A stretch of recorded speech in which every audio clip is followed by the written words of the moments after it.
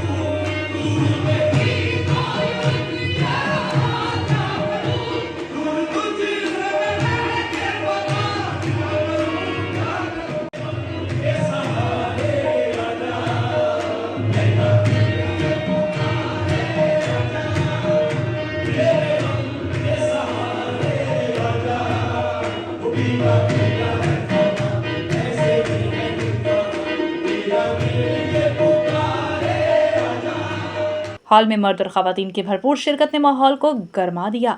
इस मौके पर बात करते हुए एक्सीएम प्रोडक्शन के सीईओ सुहेल कुरैशी और कवाल शहबाज फयाज से कि इनको यहाँ अल्फ्रेड लंदन में परफॉर्म करके कैसा लगा। थैंक यू, वाकई में बड़ा मजा आया।